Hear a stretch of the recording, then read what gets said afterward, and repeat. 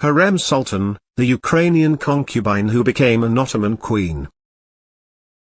Hurrem Sultan was kidnapped in her own country and sold in the Ottoman Empire's bondswomen markets. But fate had another plan for her. Hurrem Sultan's narrative is a unique aspect of the Ottoman Empire's vast history. Hurrem, also known as Roxolana, led a life that astounded her contemporaries and continues to fascinate modern-day audiences. Hurrem Sultan was a feminist trailblazer, and her tale is all the more compelling because of her obscure and lowly beginnings. Much of Hurrem Sultan's childhood is speculative or just unknown. Her given name might have been Anastasia, Alexandra, or Lisovska, and she could have been the daughter of an Orthodox Christian priest. She is said to have been born between 1502 and 1506. What is clearer is where she comes from. Crimean Tatars seized Hurrem during a bondswomen raid in the Ruthenia region of what was then the Kingdom of Poland but is now part of Ukraine. The Tatars raided this area on a regular basis, kidnapping individuals to be brought to Kafar on the Crimean Peninsula and sold as bondswomen. Hurrem Sultan was one of these individuals. The Ottoman Empire held Kafar's market. Hurrem would have thereafter been sent to Constantinople, the capital of the Ottoman Empire, to a different bondswomen market. Hurrem would have been a teenager by this point, and that would have been her saving grace.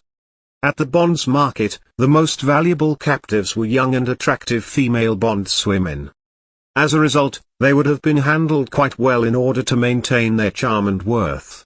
It was in this bondswomen market that Pargali Ibrahim Pasha reputedly acquired Hurrem as a present for his childhood buddy, Suleiman, Sultan's son.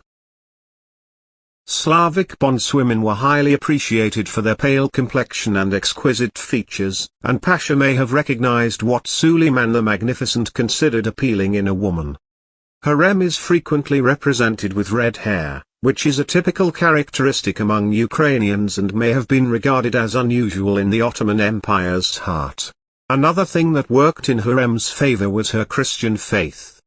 It was usual for the Sultan to have sons with Christian women in order to avoid dynastic conflicts that may arise if two great Islamic households intermarried. Hurrem's good fortune up to this point was undeniable, given how things may have turned out for her as bondswomen. But what transpired after that had less to do with chance and more to do with her natural intellect, adaptability, and political acumen. When the young Ruthenian bondwomen joined the royal household, she was given two new names. Some Venetian ambassadors bestowed upon her the moniker Roxolana, which means maid from Ruthenia. Her other name is the one most people know her by. In Persian, she was known as Hurrem, which means joyful or the laughing one. This name reveals much about her personality and why Suleiman the Magnificent found her company so appealing. Many female bondwomen who entered the palace were assigned household labor. Hurrem's first job, according to one of the stories about her, was as a laundress. Suleiman was supposed to have strolled through the portion of the palace where Hurrem labored and been enchanted by her wonderful voice as she sang an ancient folk song. He stopped to talk to her and was struck by her upbeat personality and ability to communicate. We shall never know whether or not this tale is real. However, it does reveal something about her personality. In some versions, Suleiman's mother, Hafsa Sultan, chose Hurrem to spend the night wooing her son. The Sultan's harem housed hundreds of women, and the chances of these women never encountering the Sultan in person were minimal. Regardless of their initial meeting, fate ordered that Hurrem spend the night with Suleiman. Suleiman kept calling for Hurrem to join him, so it must have been something about the mix of her lovely Slavic features, her distinctive red hair, her daintiness, and her happy demeanor that had him so captivated. Suleiman already had a favorite, who also happened to be his consort.